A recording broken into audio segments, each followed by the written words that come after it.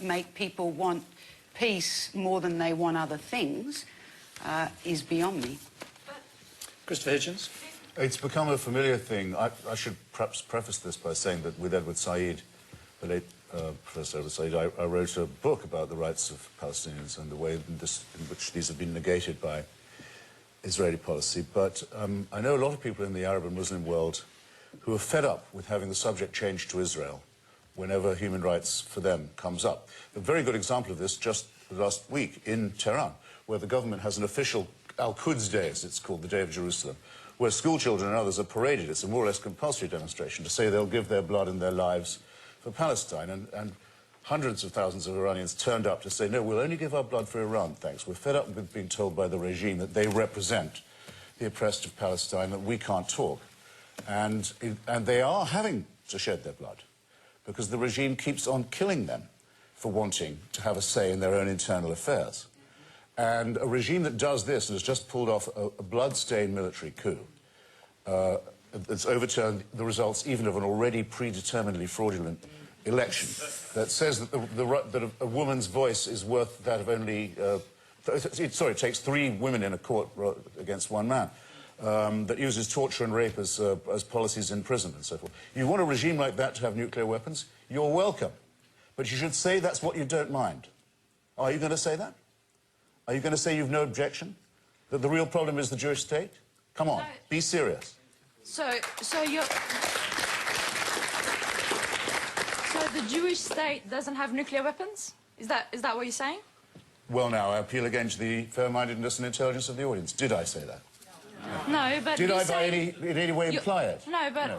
Did I not begin with a throat clearing, which I'll amplify if you will, about my long record of work about this, my defence of the Israeli dissidents who published the news about Israel's illegal programme and gone to jail for it. I can refer you to all that if you like.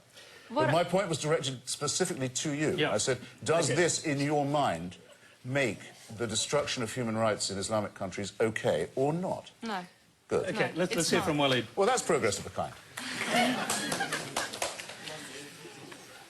This is, I think, highlights the really difficult, I think personally intractable situation that now confronts the world in dealing with Iran's apparent nuclear weapons regime. And I hear today that the UN's still arguing that they're not developing weapons. But whatever you think about that, there is a problem because you do get questions like this, whether or not you agree with Christopher that there's a lack of moral seriousness about that question. You're always going to get that question. The minute the conversation turns to Iran, it is going to be deflected towards Israel. And so the problem is that if you're interested in disarming Iran or somehow reigning in that regime, it's very hard to do that in isolation without also engaging in some kind of agreement that's going to bring Israel into the mix. And, of course, the US, who also have nuclear weapons. I'm encouraged by the fact that President Obama is talking about a nuclear-free world and that when he headed the UN presided over the UN Security Council this week, which I think the first time an American president has ever done that, the vote to rid the world of nuclear weapons was unanimous. That's all good. But now the really, really tough politics starts, and that is the politics of dealing with an Iranian regime that, frankly, probably sees very little incentive, if any, to try to disarm or to become less evil. It's got every reason to remain as evil and perhaps have become even more evil than it is. And Israel is going to have to be part of that discussion, whether they like it or not, whether the US likes it or not, because without that, I just can't see how there's a way forward on it. Tony, sorry, I simply must say this. I'm really sorry. Implied in both what Walid has said and the lady questioner is the idea that Iran is perfectly entitled to have nuclear weapons. At least if Israel is, it is. No, that's not what I Well, at all. The Iranian government, don't let's forget, says it doesn't want them and isn't planning to have them. And so if it turns out they are, it's not a problem to do with Israel, it's to do with them breaking every undertaking they've ever made at the United Nations, every undertaking they've ever made to the International Atomic Energy Authority, every undertaking they've ever made to the European Union negotiators. It means that international law is completely meaningless. And yet, when Mr. Ahmadinejad tests missiles, he says this is part of our nuclear program. How is that part of a peace? Yeah, can I just say... Their party, their proxy party, Hezbollah, I've been to its rallies in Beirut. Do you know what the symbol of the party now is? What they put on the flag? A mushroom cloud. With a threat to the Jews written underneath it.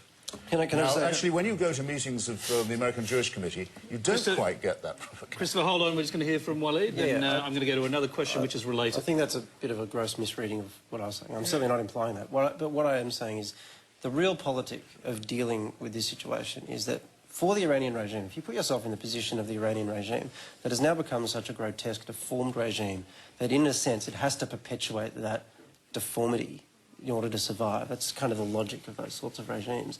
The minute you do that, they're now in a position where it's just going to be very